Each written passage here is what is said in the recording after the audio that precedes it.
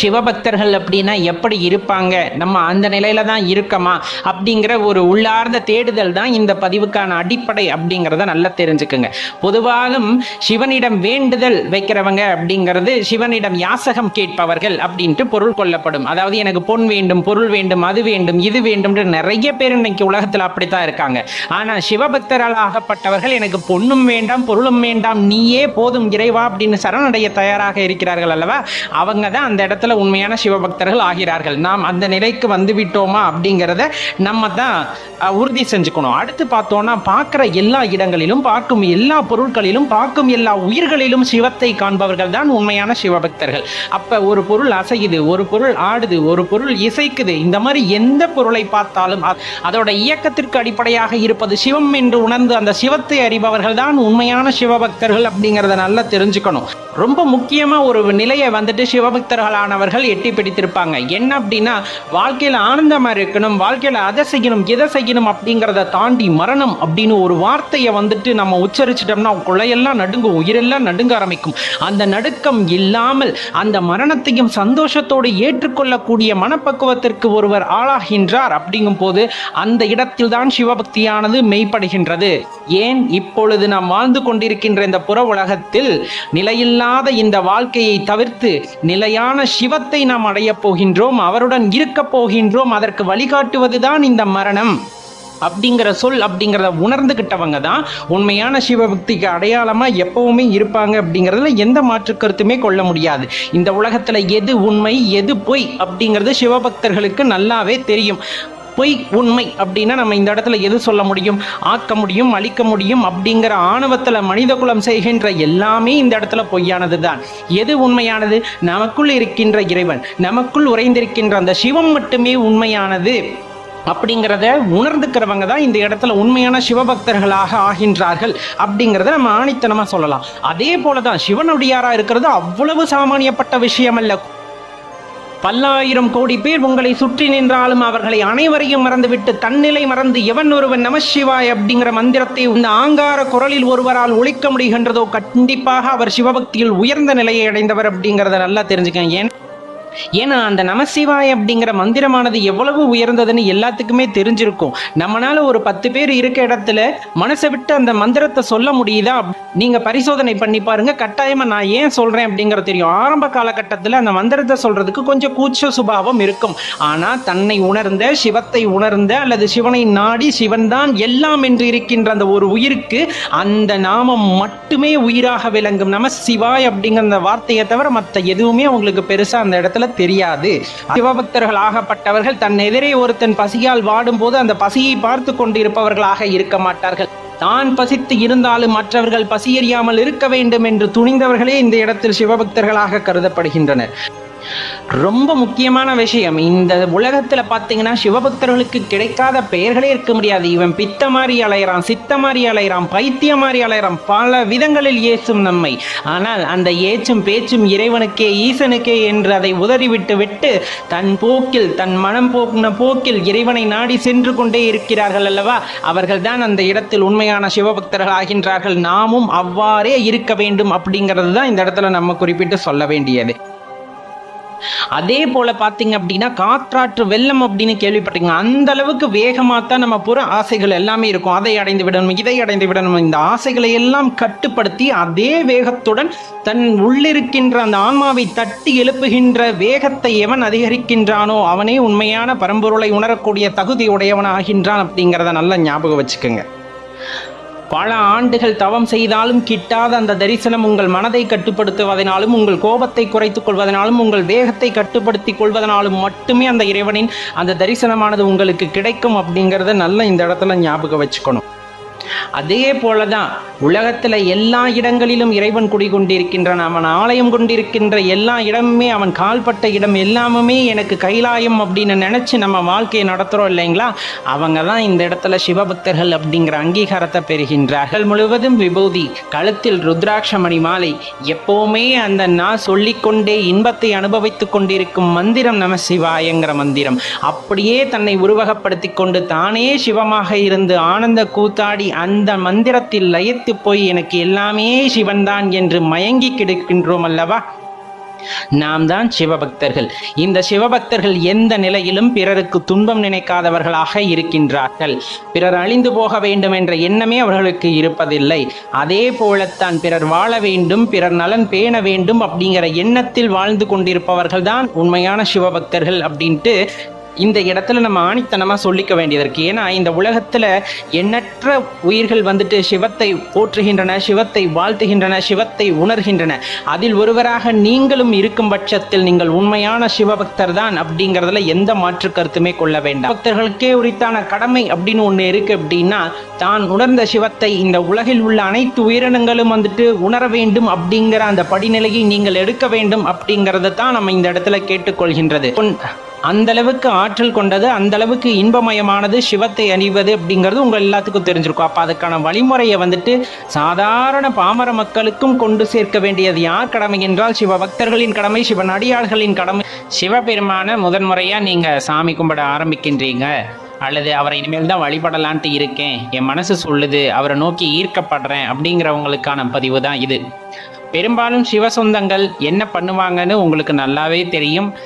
சிவ நாமங்களை உச்சரித்து கொண்டே இருப்பார்கள், திலகங்கள் அணிந்திருப்பார்கள். அதாவது உடல் முழுவதும் விபூதி பூசி இருப்பவர்களையும் பார்க்க முடியும், நெத்தி நிறைய விபூதி பூசி இருப்பவர்களையும் பார்க்க முடியும்.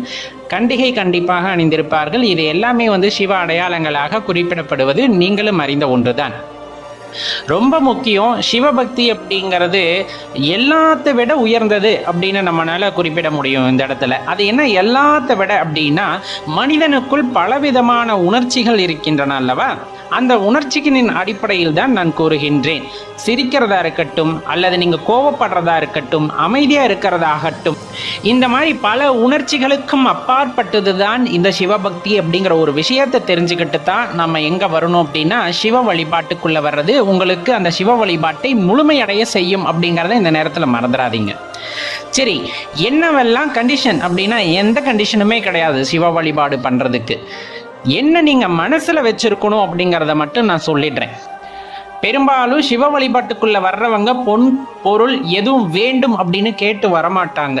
சிவனடியார்களாகட்டும் சிவபக்தர்களாகட்டும் நீங்க கேட்டு பாருங்க, அவங்க இறைவா எனக்கு அதை கொடு இதை கொடு அப்படின்ட்டு அரை மனசோடு அங்கு நிக்க மாட்டாங்க. உங்களுக்கு என்ன வேணுமோ அதை சிவபெருமான் கொடுப்பார் அப்படிங்கிற அந்த முழு நம்பிக்கையோட இறை மந்திரத்தை மட்டும் சொல்லக்கூடிய மனது கண்டிப்பாக உங்களுக்கு வேண்டும். நல்லா ஞாபகம் வச்சுக்கோங்க. அதை விட தலை சிறந்த ஒன்று நமக்குள்ள இருக்கக்கூடிய கோபம், அகங்காரம், அகந்தை, இது போன்ற விஷயங்கள் எல்லாத்தையும் தவிர்த்து விட்டு தான் சிவ வழிபாட்டிற்குள் வரும்போது சிவத்தை உணர முடியும் அப்படிங்கிறத தெரிந்து கொள்ளுங்கள். நம்ம உடல்ல இருக்க அங்கங்களை பத்தி நம்மளுக்கு தெரியும், உள்ளுறுப்புகளை பத்தி நம்மளுக்கு தெரிஞ்சிருக்கும், ஆனா அதை நம்ம யாரும் பார்த்துருக்க மாட்டோம். அதே மாதிரிதான் பாத்தீங்கன்னா சிவம் அப்படிங்கிறது இருக்கிறது எல்லாத்துக்கும் தெரிஞ்சிருக்கும், சிவனை நம்ம பார்த்துருக்க மாட்டோம். அப்படி சிவத்தை நீங்க பார்க்கணும், சிவத்தை உணரணும் அப்படின்னு நினைச்சா கண்டிப்பா உங்களுக்குள் இருக்கின்ற அந்த மாயை அழிக்கப்பட வேண்டும். அந்த மாயை அழிக்கும் போதுதான் சிவத்தை உங்களால் உணர முடியும் நண்பர்களே. அதனால் தான் சொல்கின்றோம், இந்த மாயை சூழ் உலகத்தில் மனிதர்களுக்குள் இருக்கின்ற அந்த அகந்தையை அழித்தால் மட்டுமே சிவத்தை உணர முடியும் நண்பர்களே. இதை மனதில் வைத்துக்கொண்டு சிவ வழிபாட்டை ஆரம்பிப்பது மிகவும் உத்தமம்.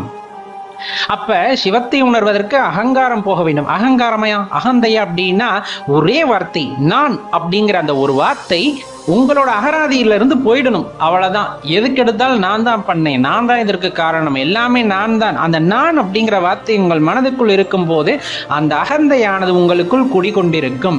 எதுவுமே என்னதில்லை, எந்த செயலும் என்னால் கிடையாது, எல்லாம் இறைவனால் அப்படிங்கிற அந்த எண்ணம் உங்களுக்குள் வந்துவிட்டால் அந்த அகந்தையானது போய்விடுகிறது. அது நன்மையோ தீமையோ எது நடந்தாலும் ஈஸ்வரன் பார்த்து நடத்தி வைக்கிறதப்பா அப்படிங்கிற மனசு வந்துருச்சுனாலே நீங்க உண்மையான அடியவர் ஆகின்றீர்கள் அப்படிங்கிறத ஞாபகம் வச்சுக்கணும். அதே போலத்தான் இந்த சிவ வழிபாடு பண்றவங்களுக்குன்னு பல அடையாளங்கள் உண்டு. சில பேர் பார்த்தீங்கன்னா உருவமாகவும், சில பேர் அருவமாகவும் வழிபடுவாங்க, சில பேர் அரு உருவமா வழிபாடு செய்வாங்க. இதுல எது சிறந்தது அப்படின்னா கண்டிப்பா இது சிறந்தது அது சிறந்ததுன்னு எதையும் நம்மளால சொல்ல முடியாது. உருவமா பார்த்து வழிபடுறவங்களுக்கு அதுதான் சிறந்தது, அருவமா நினைத்து வழிபடுபவர்களுக்கு அதுதான் சிறந்தது, உருவமாக நினைத்து செயல்படுபவர்களுக்கு வழிபடுபவர்களுக்கு அதுவே சிறந்தது அப்படின்ட்டு நம்மளால உறுதியா சொல்ல முடியும். ஏன் அப்படின்னா சிவ வழிபாட்டில் உயர்ந்தது தாழ்ந்தது என்று எதுவும் இல்லை. சிவனில் மனதை கொண்டு நீங்கள் ஒரு பிடி மண் எடுத்து பிடித்து அதை லிங்கமாக பாவித்து வணங்கினால் செய்தாலும் அது சிவ வழிபாடே. அல்லல்ல, என்னால் அப்படி கூட செய்ய முடியாது, மனதில் அவரை நினைத்து கொண்டு ஒரு ஜோதி ரூபமாக நினைத்து கொண்டு அவரோட மந்திரங்களை சொல்வதும் சிவ வழிபாடே அப்படிங்கிறத மறந்துடாதீங்க. அதனால இந்த சிவ வழிபாட்டுக்குள்ள வர்றவங்க முதல்ல அகந்தையை போக்கி இருக்க வேண்டும். எல்லா உயிர்களையும் சமமாக பாவிக்கும் மனதை பெற்று இருக்க வேண்டும். இந்த மனித குலமே சிறந்தது அப்படிங்கிறதெல்லாம் அகந்தையோட உச்சம். நம்முடன் பழகுகின்ற, நம்முடன் இருக்கின்ற அனைத்து உயிர்களுக்கும் தலைவன் யார் என்றால் அந்த சிவபெருமான் அப்படிங்கிற அந்த உணர்வு. அப்ப நம்ம பக்கத்தில் இருக்கக்கூடிய உயிரினங்களை எப்படித்தான் பார்க்கணும் அப்படின்னா, கண்டிப்பா நம்ம கூட பிறந்த இன்னொரு பிறவியா தான் பார்க்கணும். அந்த மனநிலை வந்துட்டாலே நீங்க சிவத்தை உணர ஆரம்பித்து விடுவீர்கள் அப்படிங்கிறதான் நம்ம இந்த இடத்துல சொல்றோம். உயர்ந்தவன் தாழ்ந்தவன் என்று பாராமல் நிலையானது நிலையற்றது என்பதை உணர்வதுதான் சிவம் அப்படிங்கிறத மனசுல வச்சுக்குங்க. இந்த எல்லா கோட்பாடுகளும் உங்களுக்கு நெருங்கி வருது, உங்களுக்கு புரிய வருது அப்படிங்கும் போது கண்டிப்பா சிவத்தை உணர முடியும். சில பேர் குருவின் மூலமாக உபதேசத்தை பெற்று சிவத்தை உணர ஆரம்பிப்பார்கள். மிகவும் சுத்தமான வழிபாடு அந்த வகையில வர்றது, அதுல எந்த தவறும் கிடையாது. உங்களுக்கு நல்ல குரு கிடைக்கிறாங்கன்னா அவங்க மூலமா சிவ உபதேசம் வாங்குறது ரொம்பவே உசித்தம். சில பேருக்கு குருவை எப்படி தேடுறதுன்னு தெரியாது. ஆனா சிவ வழிபாட்டுல ஈடுபடணும் அப்படின்னு நினைச்சா நீங்க ஆரம்பிச்சிடுங்க. பக்கத்துல இருக்க சிவாலயங்களுக்கு போயிட்டு சிவமந்திரத்தை சொல்லி ஆரம்பிச்சிடலாம். சரியான காலகட்டம் வரும்போது சிவபெருமானே உங்களுக்கு குருவை காண்பிப்பார், அல்லது அவரே உங்களுக்கு குருவாக இருந்து உபதேசம் புரிவார். உங்களது பக்தியின் தன்மையை பொறுத்து, உங்களின் பக்தியின் ஆழத்தை பொறுத்து அப்படின்ட்டு நம்மளால சொல்லிக்க முடியும் நண்பர்களே. அதனால சிவ வழிபாடு செய்யறது நமக்குள்ள இருக்க மகிழ்ச்சியை தேடுவது, நமக்குள்ள இருக்கின்ற ஆன்மாவிற்கு இன்பத்தை தருவது அப்படிங்கிறத மட்டும் மறந்துடாதீங்க. பெரும்பாலும் பார்த்தீங்கன்னா இந்த இறைபக்தி அப்படிங்கிறது ரொம்பவே முக்கியமான விஷயம். அந்த இறைபக்தி இல்லாத இடத்துல மனக்குழப்பம் இருக்கும், வாழ்க்கையை பற்றி ஒரு தெளிவில்லாத நிலை இருக்கும். அதே போல மற்றவங்களை குறை சொல்லக்கூடிய அந்த உணர்வானது இருந்து கொண்டே இருக்கும். அப்ப அந்த இறைபக்தி இல்லாம போகும்போது, இறைபக்தி அப்படிங்கிறதோ இல்லை அந்த ஆன்மீகம் அப்படிங்கிறதோ உண்மையா புரிஞ்சுக்காதவங்களுக்கும் அதே மாதிரி தான் இருக்கும். நம்ம போய் கோவிலில் நின்றுட்டு ஒரு அர்ச்சனை பண்ணால் நம்மளுக்கான பிரச்சனை போயிடும், ஒரு கோயிலில் போயிட்டு ஒரு தான தர்மம் செஞ்சால் நம்மளுக்கான பிரச்சனை போயிடும், பரிகாரம் செஞ்சால் போயிடும் அப்படின்னு நினைக்கும் போதே அது அந்த இடத்துல ஆன்மீகத்திற்கான அடிப்படையவே இழந்து விடுகின்றது. உண்மையான ஆன்மீகம் என்பது உனக்குள் இருக்கின்ற இறைவனை தேடுதல் அப்படிங்கிறது தான், வேற எதுவுமே கிடையாது. எல்லாருமே சுத்தி முத்தி அதை தான் சொல்லியிருப்பாங்க. நம்ம அதை மேற்போக்கா நம்மளுக்கு தேவை அந்த நுனிப்பில் மேயறது அப்படிங்கிற மாதிரி போறதுனால தான் நம்ம என்ன நினைச்சுக்கிறோம், கோவிலுக்குள்ள போய் அர்ச்சனை பண்றது, பரிகாரம் பண்றது மூலியமா நம்மளோட பாவங்களை எல்லாம் போக்கி கொள்ளலாம் அப்படின்னு நினைக்கிறோம். கண்டிப்பா கிடையாது. அது தற்காலிகமா தள்ளி போடுறது மட்டும்தானே தவிர நாம் செய்த கர்மாக்களை நாம் அனுபவித்தே தீர வேண்டும் அப்படிங்கிறது அதுல ஒரு விஷயம். சரி, இறைவனை நாம் எப்படி கும்பிட வேண்டும், அதுதானே இப்ப கேள்வி. அதுதானே இப்ப நம்ம சொல்ல வந்தது. இறைவனை வழிபடுவதற்கு ஏதேனும் ஒரு முறை இருக்கிறதா அப்படின்னா நல்லா தெரிஞ்சுக்குங்க. இந்த உலகத்திலேயே பார்த்தீங்கன்னா பல ஆயிரம் கோடி ஜீவராசிகள் இருக்கிறது. எல்லாத்துக்கும் பொதுவானவர் தான் இறைவன்.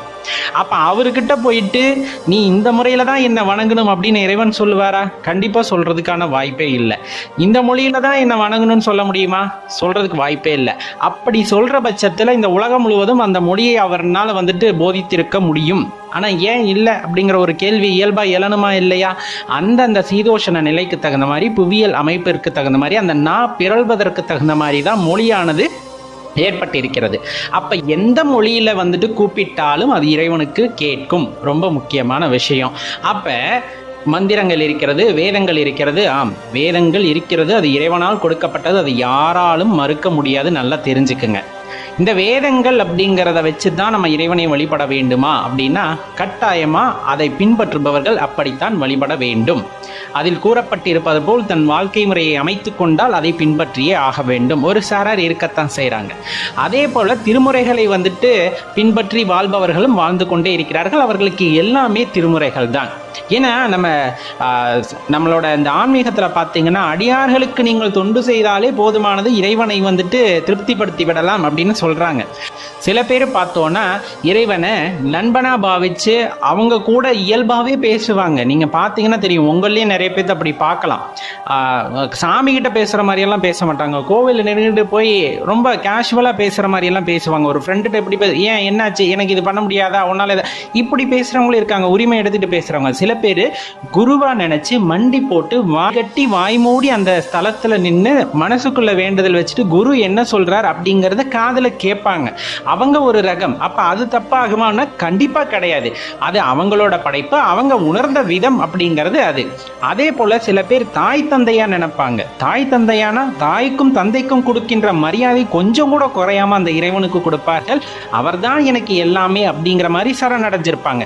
அப்ப அதுவும் உண்மையான பக்தி தான். இன்னொரு வகையரா இருக்காங்க, இறைவனவே காதலரா நினைக்கக்கூடியவங்க, என் லவ்வர் அப்படிங்கிற மாதிரி ரொம்ப உரிமையை எடுத்துக்கிட்டு பேசுறது பிடிக்கிறது எல்லாமே, அந்த இடத்துல எதையும் ஒளிவு மறைவு இல்லாம வந்துட்டு பேசக்கூடியவங்க. அப்ப அது தப்பா? கண்டிப்பா கிடையாது.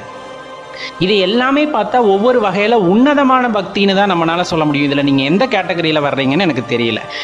இதையெல்லாம் தாண்டி நாம் குழந்தையாக இருந்து இறைவனை பாடுவது, நாம் குழந்தையாக இருந்து அந்த குணத்தோடு இறைவனை நேசிப்பது ரொம்பவே உத்தமமானதுங்க. ஏன் அப்படி சொல்றோம்? குழந்தைக்கு மனசில் வஞ்சகம் இருக்காது. இப்போ நீங்கள் சாப்பாடு வந்துட்டு நெய்வேத்தியம் படைக்கிறோம், நம்ம என்ன பண்ணுறோம்? ஒரு தட்டு இலை வச்சு அதுக்கு மேலே வச்சு கொண்டு போய் அந்த இடத்துல வச்சுட்டு நம்ம நெய்வேத்தியம் படைப்போம். குழந்தைங்க கிட்ட கொடுத்து பாருங்க, கொண்டு போய் வைக்க மாட்டாங்க, எடுத்து ஊட்டி விட ஆரம்பிச்சிருவாங்க. ஏன்னா நம்ம வந்துட்டு சாமியை வேற ஒரு ஆங்கிளில் பார்த்தோம்னா குழந்தைகள் தனக்கு ஈக்குவலாக பார்க்கக்கூடியவங்க, அவங்களுக்கு என்ன ஏதுன்னெலாம் தெரியாது. சாமியே என்னோட ஃப்ரெண்டு அப்படிங்கிற மாதிரி பார்ப்பாங்க. சாப்பிடுன்னு ஊட்டி விடுற அழகு இருக்குது பார்த்தீங்களா, அங்கே தான் அந்த இறைவனோட சூட்சமம் இருக்கின்றது. அப்போ குழந்தைத்தனமான மனது இருக்கிற இடத்துல கண்டிப்பாக இறைவன் இருப்பார். அந்த இறைவனோட ஆற்றலை அங்கு உணர முடியும் நண்பர்களே. இது மாதிரி நிறைய பேர் இருப்பாங்க.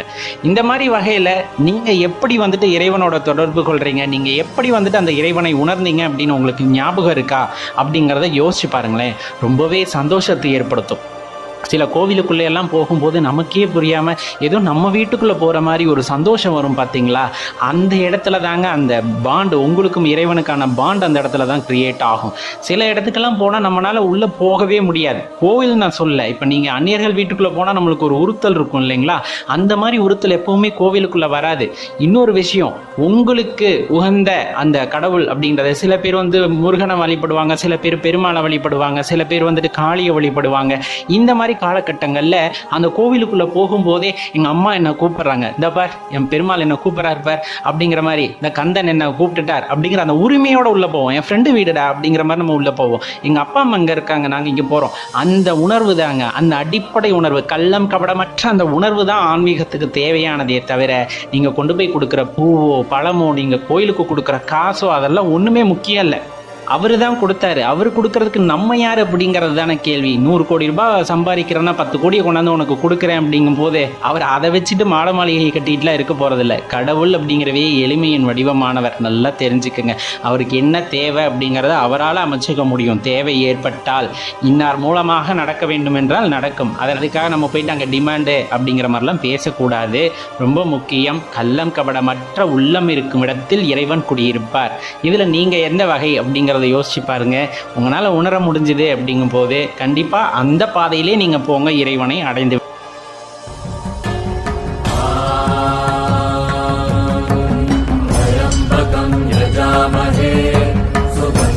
புஷ்டிவர்தனம் பூர்வாருகமிவ பந்தனம்